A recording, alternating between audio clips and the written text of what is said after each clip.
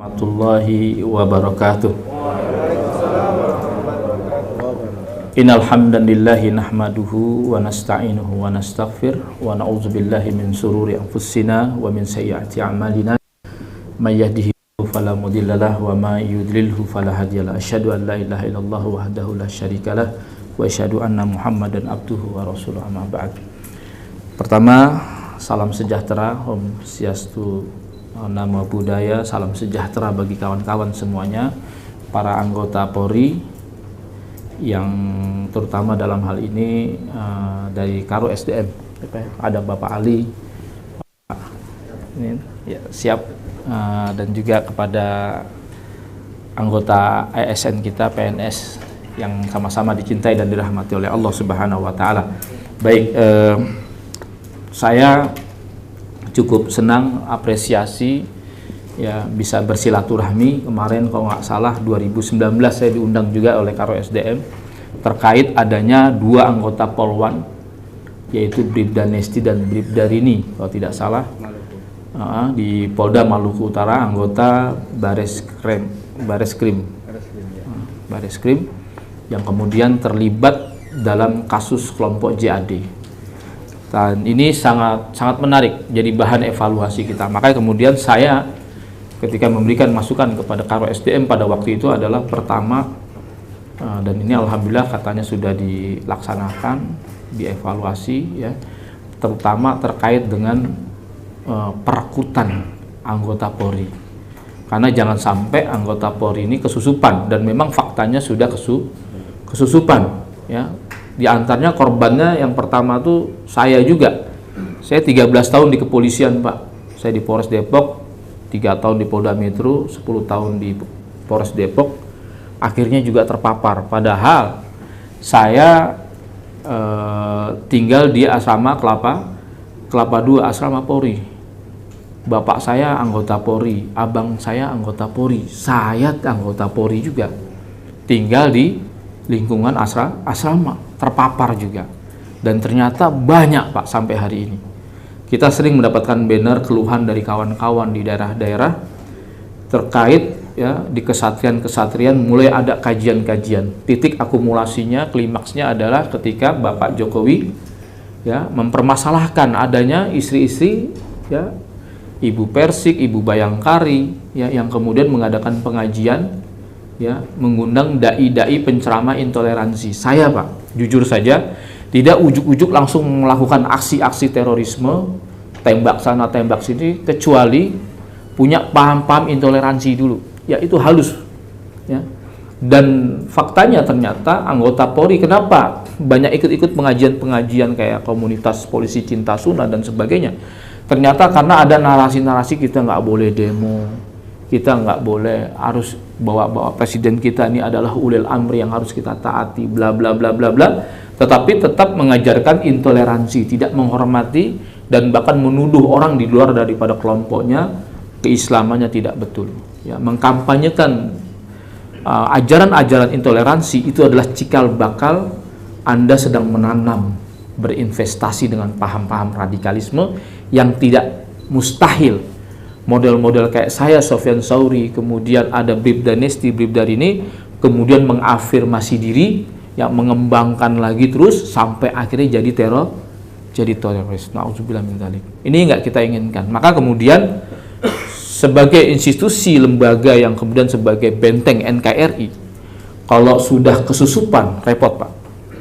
Maka menjadi catatan penting buat kita ketika apa yang dikatakan oleh Pak Riyamizat Riyakudu, ya Menteri Pertahanan. Saya wallahualam itu pernyataan beliau atau statement dia ketika menjadi Menteri Pertahanan kemarin, apakah itu didukung oleh data, wallahualam. Tapi dia mengatakan bahwa di anggota Polri, ya di anggota TNI maksudnya, itu ada 3% yang mulai terpapar dengan paham-paham intoleransi dan radikalisme. Catatan BIN juga mengeluarkan sebuah riset bahwa di Polri itu ada 2%. Dan di ASN kita, 1 dari 10 ASN kita itu mulai terpapar dengan paham-paham radikalisme dan intoleransi. Kita lihat bagaimana 2019 ada istri Dandim, Pak. Ya, istri Dandim mengeluarkan sebuah pernyataan ya terkait masalah Pilpres. Kemudian beberapa anggota TNI dan sebagainya juga mulai terpapar ya. Dan di Polri ya ada dulu sebelum saya ada namanya Sarif Tabubun yang kemudian tertangkap di Sandakan Malaysia yang dia akan menyeberang. Dia anggota daripada Polres Ambon ya. Dia terpapar dan dihukum selama 15 tahun, keluar dari Sorong lapas Porong di Surabaya. Kemudian dia bergabung dengan kelompok teroris. Lalu ada Brigadir Ismail juga dihukum seumur hidup, sekarang ada di lapas Porong, itu juga anggota Intelkam Polres Ambon. Lalu ada saya Sofan Sauri. Ada lagi Bribtu Wisnu yang kemudian mengotaki perampokan Bank BCA ya di Surabaya. Lalu ada Bagus Subiagio, kalau tidak salah yang disebut dengan Daeng Koro, itu adalah anggota TNI.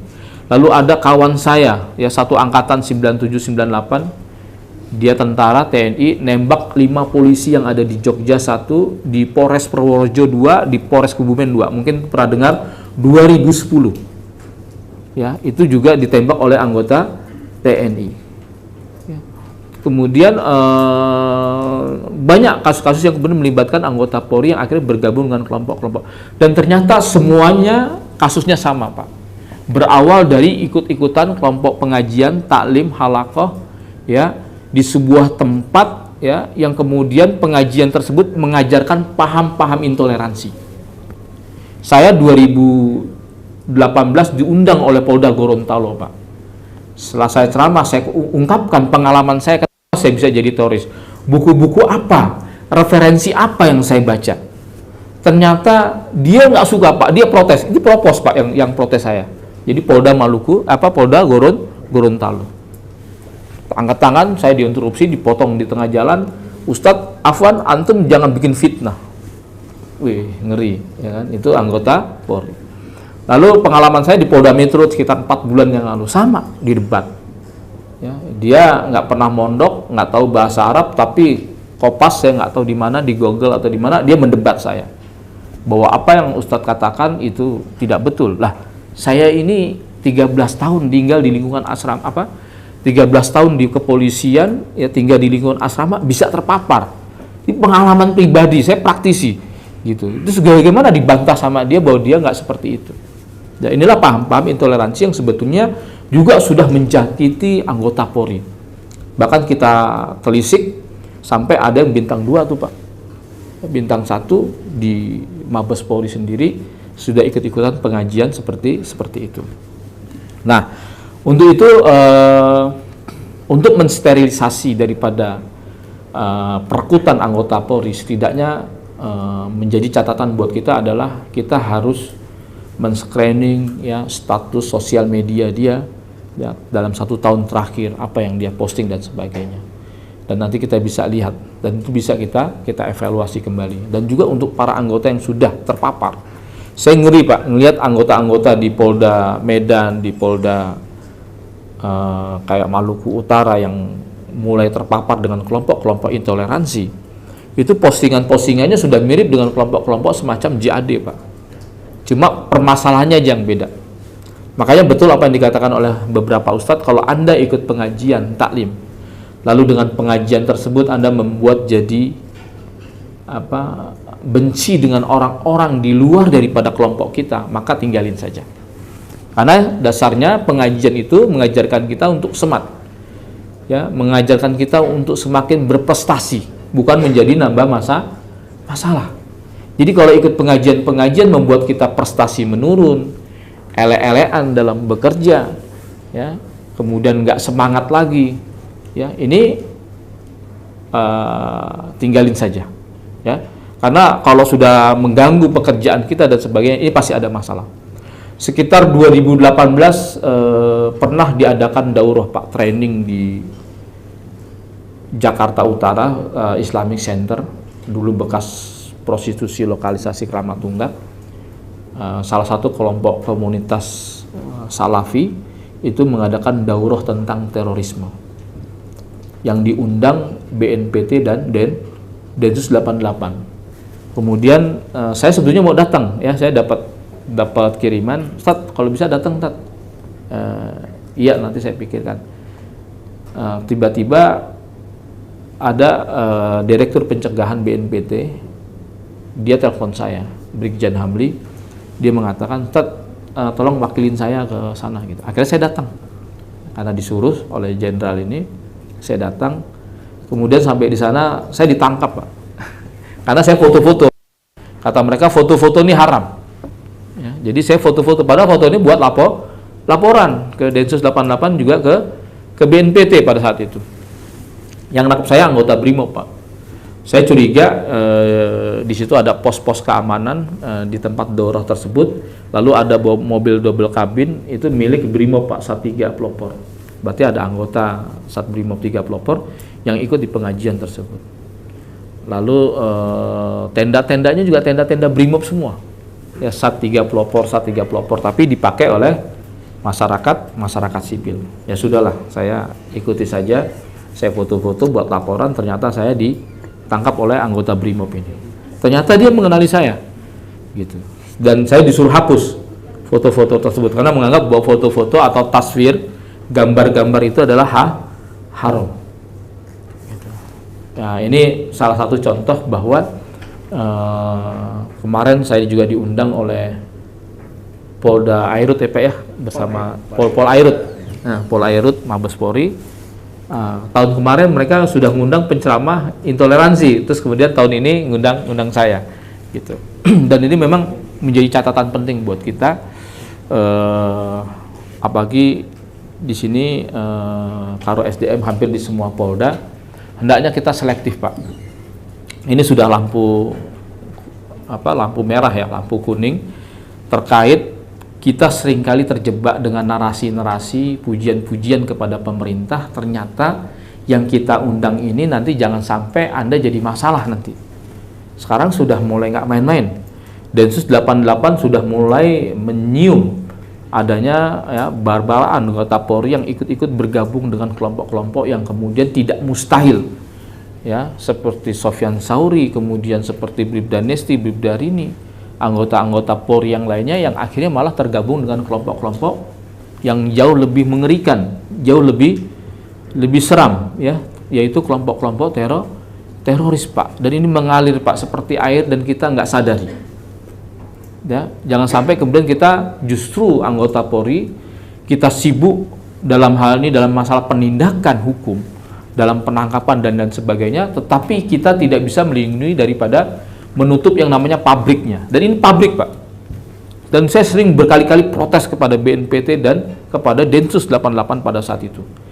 Anda sibuk nangkepin ya penegakan hukum dan sebagainya, sementara hulunya itu nggak pernah disumbat, nggak pernah ditutup. Paham-paham intoleransi inilah cikal bakal orang untuk berpikir ekstrim. Semua, Pak, ya, ini pengalaman saya, 3.000 teroris yang ditangkap oleh Densus 88 sejak yang masih namanya Satgas sampai sekarang Densus 88. 3.000 teroris ini semuanya pahamnya sama, Pak. Ya. Jadi terorisme itu tidak ujuk-ujuk dia melakukan aksi-aksi terorisme sebelum dia memasuki yang namanya tahapan atau level-level. Yang pertama adalah intoleransi, yang kedua adalah radikalisme, dan yang ketiga namanya terorisme. Seorang terorisme sudah pasti intoleran dan radikal. Dan seorang intoleran dan radikal belum tentu jadi teroris. Tapi semua teroris itu berangkatnya dari intoleran dan radikal, Pak. Semuanya dari situ. Jargonnya, idiom-idiomnya sama. Ya, ingin kembali kepada Quran dan As-Sunnah. Maka betul apa yang dikatakan oleh Yusuf Qaradawi dalam bukunya Fiqhul Maqasid, bahwa biang daripada ekstremisme beragama, biang daripada terorisme, radikalisme, itu adalah literasi beragama, Pak. Ya, mereka punya niat ingin memperjuangkan Islam, ingin memperjuangkan sunnah, ya, tetapi kemudian mereka terjebak kepada paham-paham zahir, teks-teks tekstual, ya, dan ini nggak main-main, Pak. Makanya betul apa yang dikatakan oleh para ulama yang mengatakan al haditsu mudillatun illa lil fuqaha. Hadis itu bisa menyesatkan kecuali bagi ahli fikih. Jangan coba-coba kita nggak pernah mondok pesantren, kita nggak pernah belajar tentang usul fikih, lalu kemudian kita baca terjemahan dari teks-teks agama, apakah itu Al-Quran maupun As-Sunnah, ya, lalu kita terjebak kepada satu pilihan yang kita anggap ini benar. Lalu ternyata ada pendapat-pendapat yang lain, tafsiran-tafsiran yang lain, lalu kita menaikkan bendera loyalitas dan anti loyalitas, maksudnya bendera wala wal barok, Pak. Dalam kajian kelompok-kelompok ini ada namanya kajian wala wal barok. Siapa yang patut kita berikan loyalitas dan siapa kita harus berlepas diri. Ya, artinya mengadakan permusuhan. Bahwa orang di luar dari kelompok dia itu adalah ahlu bid'ah. Ya, kita lihat sekarang narasi-narasi, ya, dikit-dikit bid'ahin. Kita anggota Polri, Pak, itu harus ada di dua kaki. Jangan sampai kita terjebak kepada satu pendapat kelompok lain, walaupun kemudian kita mengamalkan dari salah satu pendapat orang lain. Tapi ketika dalam tataran di masyarakat kita nggak boleh, Pak. Ya, salah satu kemudian kemarin kejadian di Sumatera Barat, ya, ketika kasus Buya Ar-Razi, ya, dengan beberapa kelompok-kelompok yang intoleran di Sumatera Barat, dan Sumatera Barat ini darurat, Pak, sebetulnya. Ya, dan kemudian Kapolres kita ini, ya, itu membela salah satu daripada kelompok intoleran ini, ya, dan itu sangat disayangkan, gitu. Dan ketika kita lihat channelnya di Polres tersebut, Pak, itu pengajian yang kelompok-kelompok intoleran tadi, ibu-ibu bayangkarinya. Ini juga terjadi di Madura. Itu kalau setiap setelah apel pagi disetelkanlah kaset-kaset ustadz yang sebetulnya masuk pada kategori kelompok-kelompok intoleran. Saya punya kawan, suaminya sudah meninggal, ya. Dia dari Akpol 94, almarhum. Dia juga kalau ikut dengan kelompok-kelompok intoleran ini, gitu. Ketika dia dapat telegram dari Polda untuk mengadakan kegiatan Maulid Nabi, Pak, dia nggak laksanakan Maulid Nabi tersebut karena dia anggap punya pemahaman Maulid Nabi itu adalah bid'ah. Akhirnya apa? Dia tetap mengadakan pengajian sunnah katanya, dan kemudian dia laporkan bahwa ini Maulid Nabi, kata dia, gitu. Hanya sekedar gugur kewajiban saja. Nah, ini kalau udah seperti ini, anggota mau kemana kita dibawa organisasi Polri ini? Ya, tapi ini intern saja, off the record, ya, dan ini kita evaluasi betul. Ya, karena kasihan nanti, ya, kita jangan sampai kemudian malah menyuburkan paham-paham yang intoleransi yang nggak mustahil jadi radikal, Pak. Dan inilah yang kemudian tidak terasa oleh kita. Makanya kita yang anggota Polri ini harus terus belajar.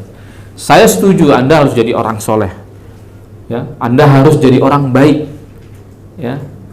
Harus punya idealisme, ya. Tapi kemudian jangan salah sampai dalam mencari seorang guru atau seorang ustadz.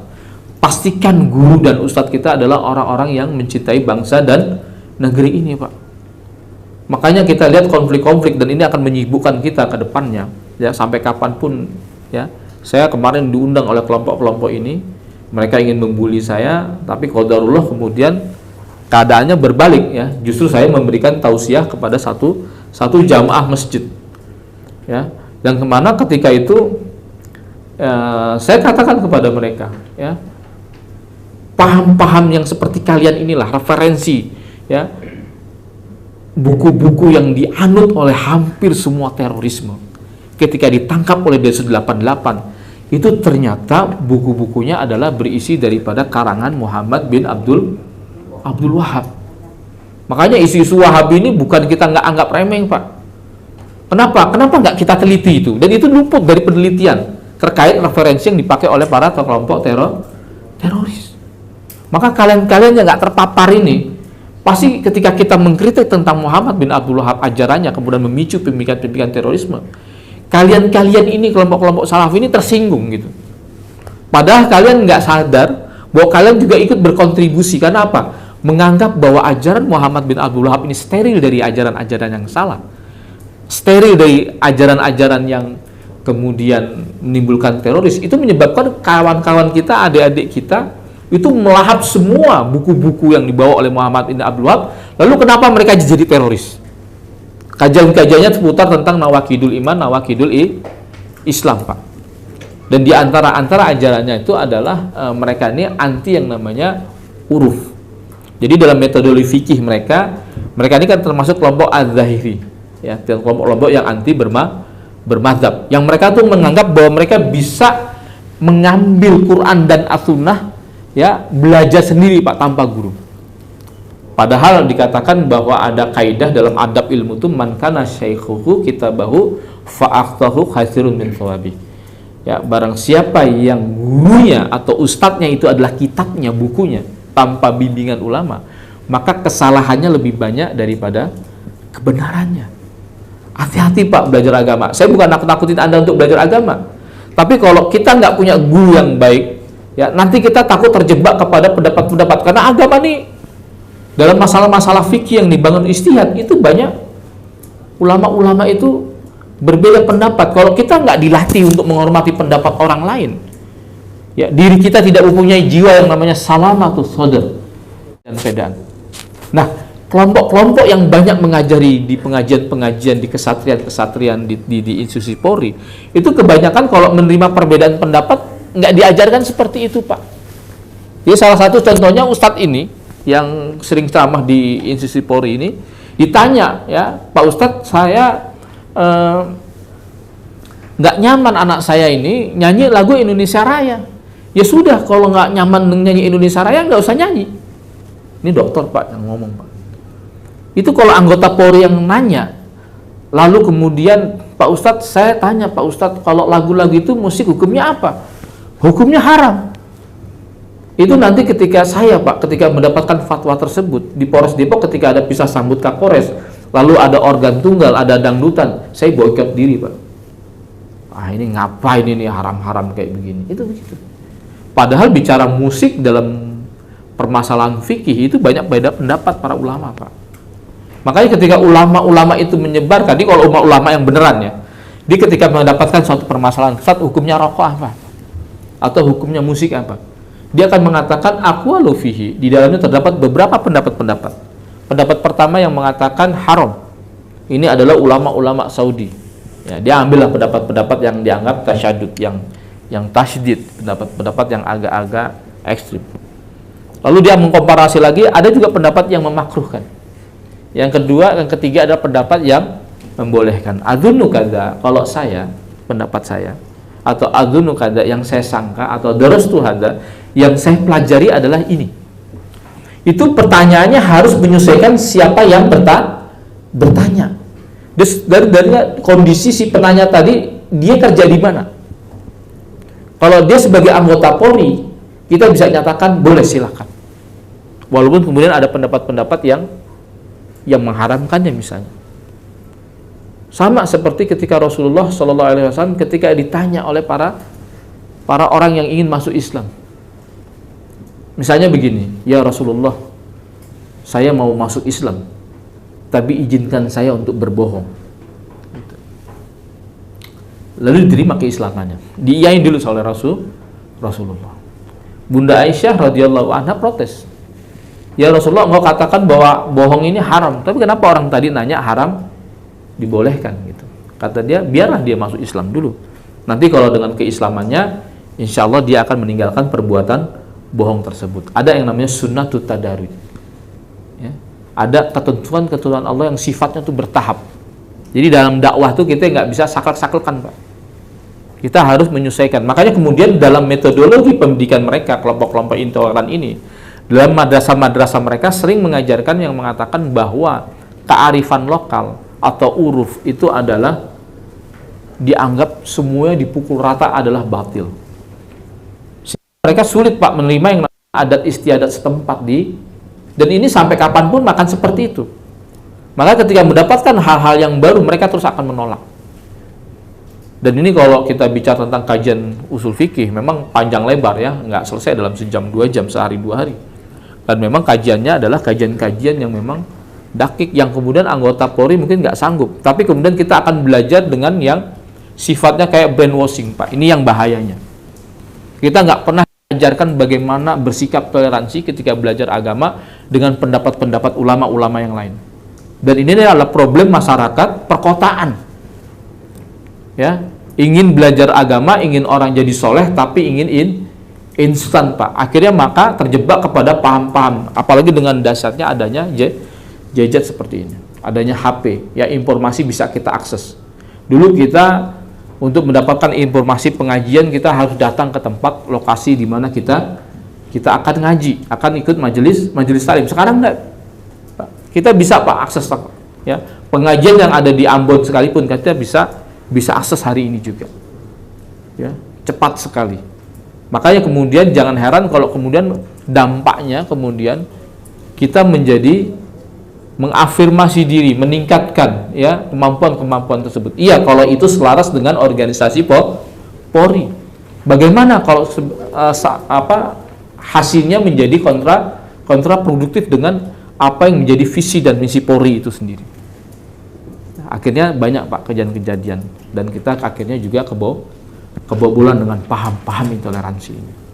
Maka saran saya adalah kita terus menjadi orang baik, menjadi orang soleh, tetapi kita jangan pernah dalam mencari guru. Nah, ini harus dipahami oleh kita semua, ya. Dalam mengundang ceramah, ya, bapak-bapak yang di sini yang dipilih dari polda yang lain, ya, itu bertanggung jawab terhadap, ya, bimbingan kerohanian, ya, menjaga mental, ya, menjaga daripada ideologi kawan-kawan kita di institusi kepolisian ini, ya. Jangan sampai Anda mengundang orang-orang yang salah, Pak. Ya, memang kadang ada ulama-ulama yang kelihatannya nggak tegas, ya. Nggak tegas tuh karena memang kalau pernah dengar Gus Baha, ya Pak, ya, Gus Baha tuh selalu bilang begini, kadang orang alim itu nggak pede, ya, di dalam mengeluarkan sebuah pendapat yang banyak dibangun istihad, karena banyaknya ilmu yang ada di kepala dia, sehingga dia untuk memilih jawaban yang tepat buat si penanya, ya, buat mat'u'nya, buat objek dakwahnya, dia memberikan jawaban yang tepat buat dia, ya, karena banyaknya referensi. Sedangkan kalau dia memberikan jawaban satu-satu saja, ya, tanpa komparasi dengan pendapat-pendapat ulama yang lain, semua juga bisa, Pak. Dan ini mirip apa yang dikatakan oleh Al-Imam As-Sufyan Ats-Tsauri, ya, imam mazhab, imam tabi'in. Dia pernah akan mengatakan innamal ilmu indana ar-rukhsah minathiqah. Ya, sesungguhnya ilmu di sisi kami yang banyak memberikan rukhsah, memberikan dispensasi, memberikan keringanan, itu minathiqah, berasal dari ulama-ulama yang terpercaya, Pak. Wa amma tasydid, adapun yang mengambil sikap-sikap keras, ekstrim, faisinukulaat, siapa juga bisa. Karena untuk menjadi seorang yang ekstrim, ya, orang yang suka terpaku pada satu pendapat saja, itu memang nggak perlu berpikir yang keras, Pak. Anda nggak perlu jadi pintar-pintar amat, nggak. Gitu. Makanya kalau kita lihat operasi-operasi kelompok-kelompok ini kadang nggak bisa kita nalar kepala. Ya, kemarin kita lihat ada perempuan, ya, berjilbab, ya, bercadar, ya, lalu kemudian menabrak ke kantor polisi di Simalungun. Ternyata itu ibunya Ibu Bayangkari, bapaknya polisi, Pak. Bapaknya polisi. Ya. Itu seperti itu. Jadi dia lucu, ya, hasil istihad kelompok-kelompok ini kadang nggak kita habis pikir, ya. Kok orang belajar agama kok jadi jahat gitu? Kok orang belajar agama jadi akalnya gitu? Ini apa yang diajarkan?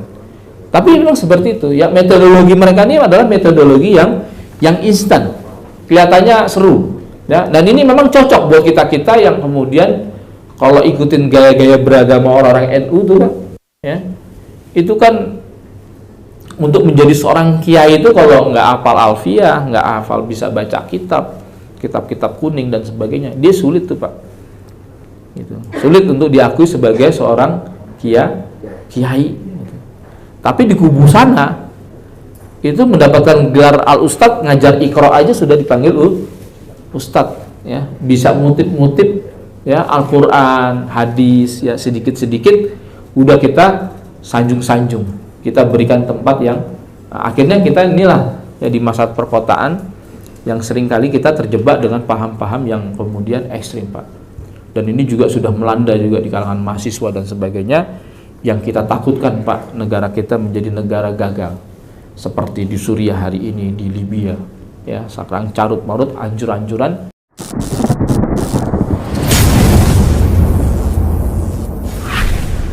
suku, ratusan bahasa, ribuan pulau-pulau yang terpisah. Tapi kenapa bisa bersatu, Pak?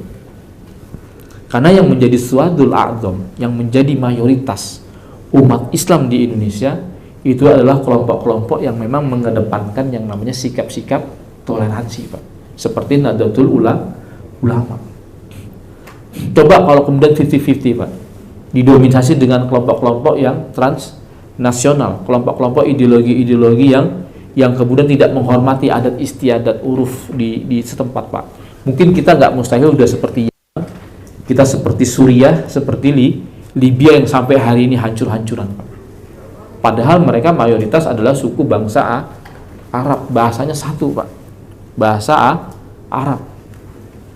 Tapi kenapa mereka hancur-hancuran, terkotak-kotak jadi bermacam-macam daripada mazhab? Ya, inilah yang nggak kita inginkan, Pak. Mudah-mudahan ya kita terus belajar, mengafirmasi diri, meningkatkan, ya.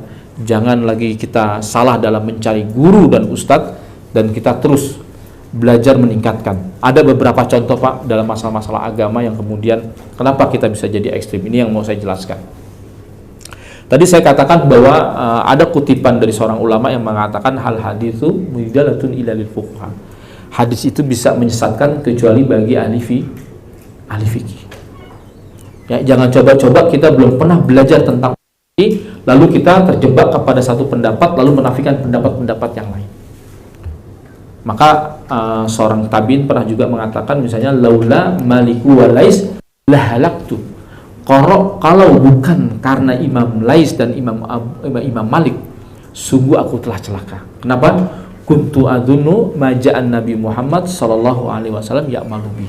Karena aku mengira setiap apa yang datang dari Nabi Muhammad itu bisa diamalkan begitu saja. Ya, contohnya nih, Pak, di sosial media itu biasanya ada banner, ya, poster itu mengatakan ada neraka di bawah kakimu, ya. Lalu disebutkanlah hadis ma asfala minal ka'bain minal izari fafinar. Ya, siapa saja, ya, apa yang di bawah mata kakimu, ya, celana kita atau kain sarung kita, ya, maka pelakunya ada di neraka. Fafinar. Ya.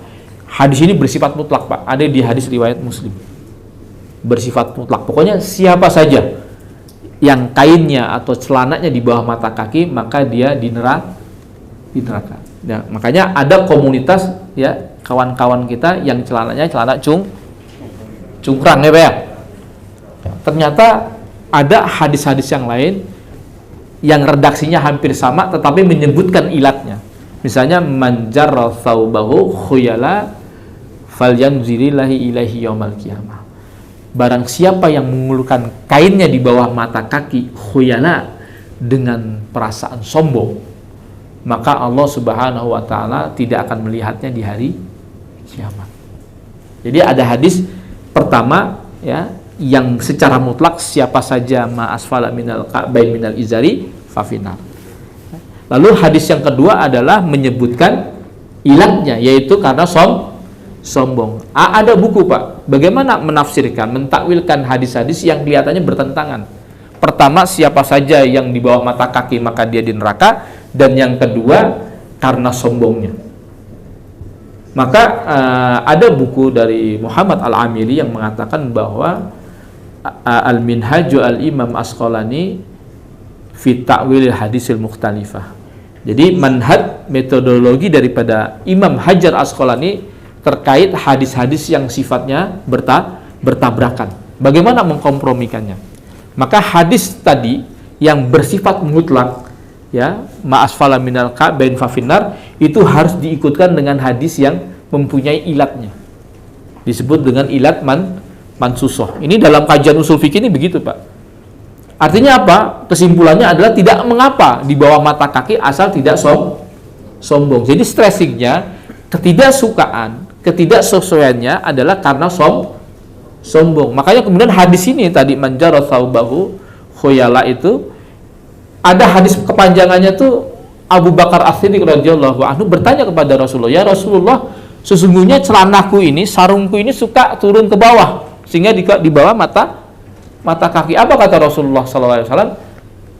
"Lasta ya Abu Bakar, lasta mimman yasna'uhu khuyala." Engkau ya Abu Bakar sesungguhnya bukan termasuk orang-orang yang yang berbuat sombong.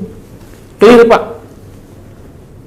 Lalu bagaimana kita yang baru belajar ngaji, ikut-ikutan ya di YouTube dan sebagainya, mendapatkan materi-materi tersebut? Ya. Lalu mengatakan pada kawan-kawannya, antum di bawah mata kaki antum di neraka nanti tuh.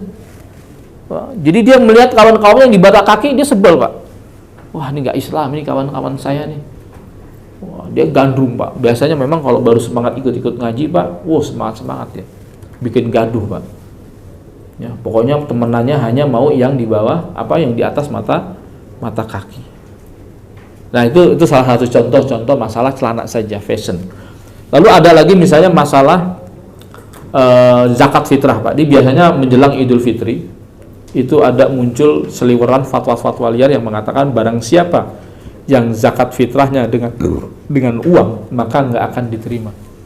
Karena dulu Rasulullah zakat fitrah dengan gandum dan kurma.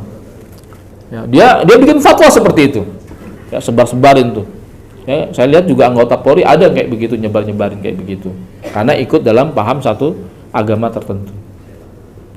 Ternyata kata Yusuf Qaradawi dalam bukunya Fiqhul Maqasid, dia pernah mengatakan begini, bahwa biang daripada ekstremisme itu adalah literasi beragama. Dia ingin memperjuangkan sunnah, tapi pada dasarnya dia sedang menghancurkan sunnah tersebut.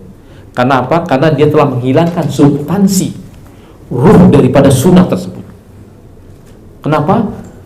Karena dia ingin memperjuangkan sunnah, tapi kemudian dengan banyak memvonis, membuat gaduh di tengah-tengah masyarakat. Seakan-akan dengan uang, dengan beras itu tidak sah, karena memang mereka di hadis itu dikatakan bahwa zakat fitrah dengan gandum dan kurma.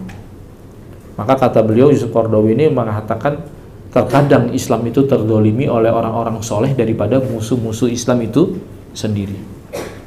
Ya, saya ulangi, terkadang Islam itu terdolimi oleh orang-orang soleh daripada musuh-musuh Islam itu sendiri gitu. Kenapa?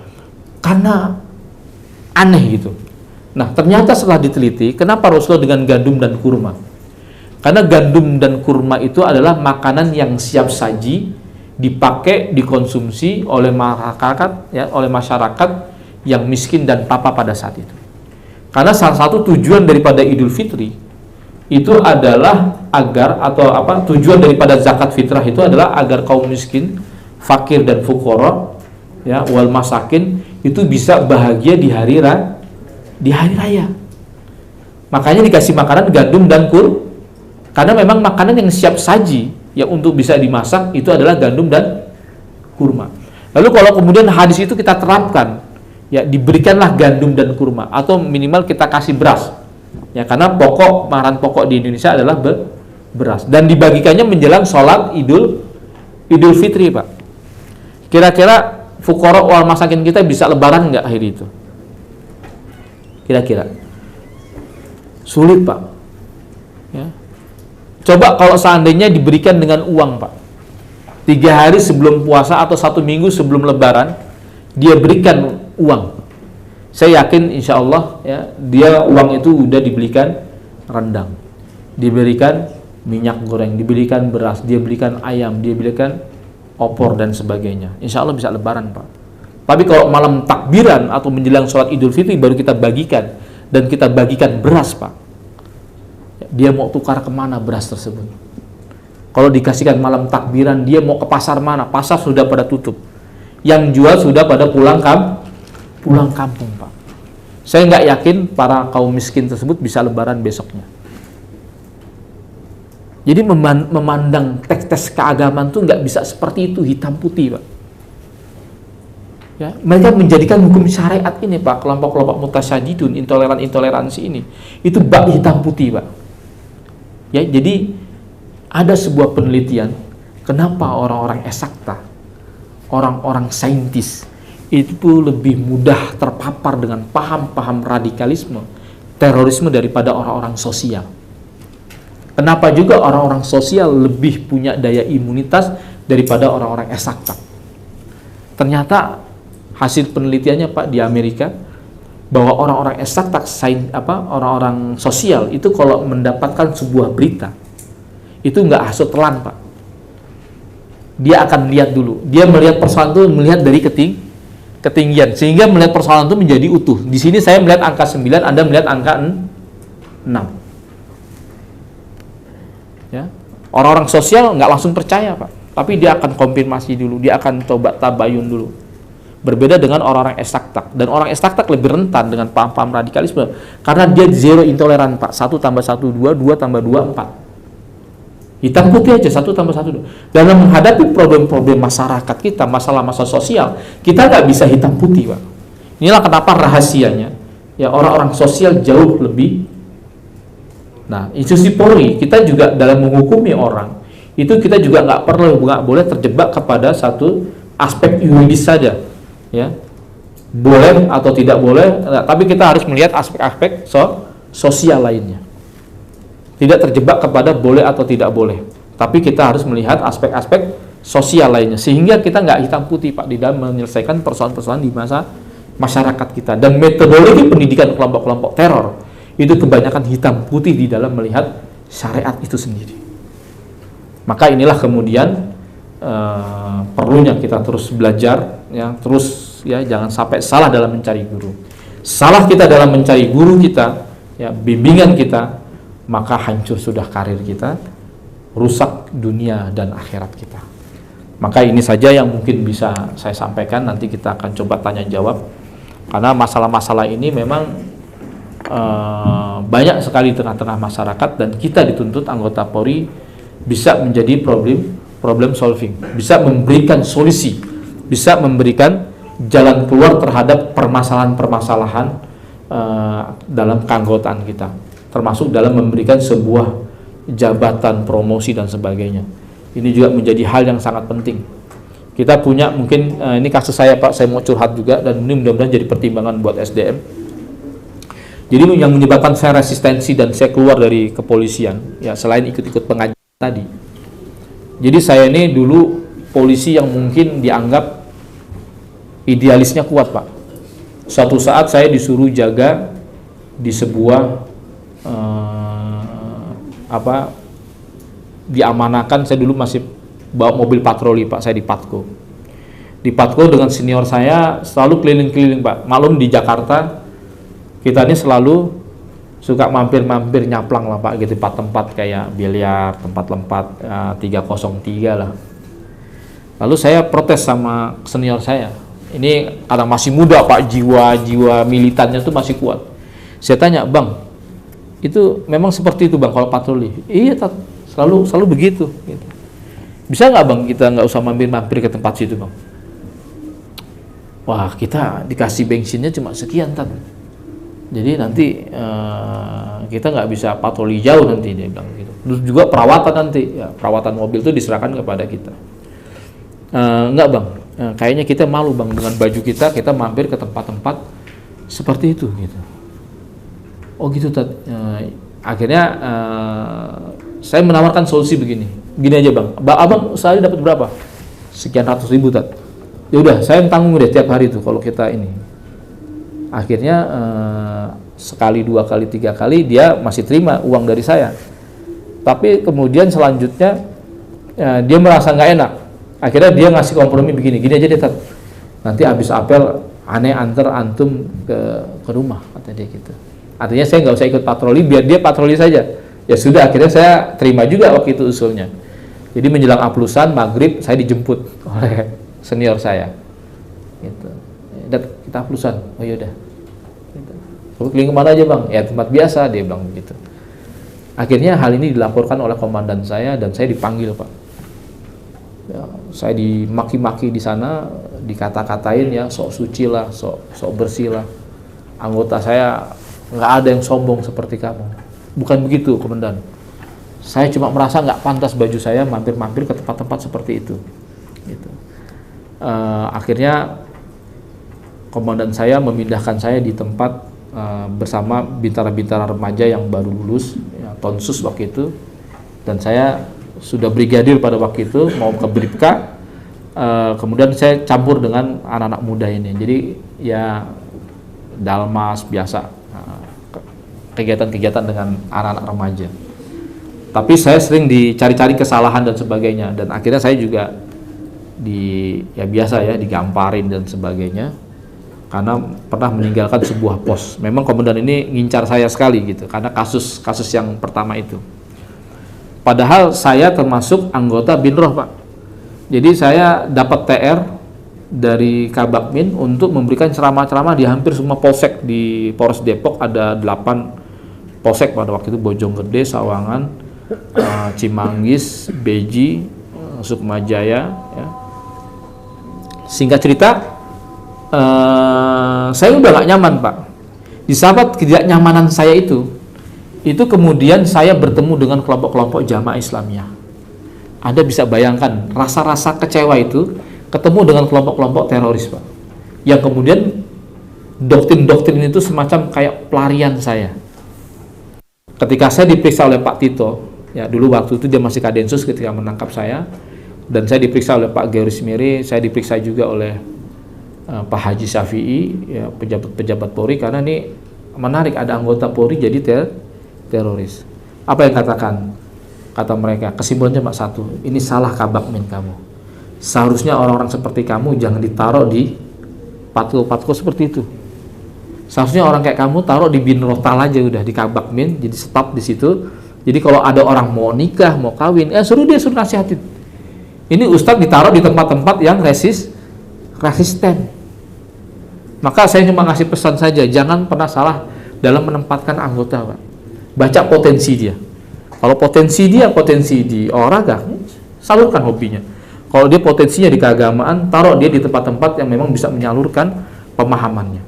Jangan sampai kemudian kita nggak bisa men-sweep anggota-anggota kita ini yang kemudian menjadi organisasi kita jadi resisten dengan pemahaman ideologi. Dan ini juga terus kita evaluasi, kita belajar terus. Mudah-mudahan Polri kedepannya menjadi organisasi yang baik dan bagus dan bisa menunaikan tugas negara. Demikian dari saya, kurang lebihnya billahi taufik wal hidayah, ila muwafiq ila aqwamit thoriq. Wassalamualaikum warahmatullahi wabarakatuh.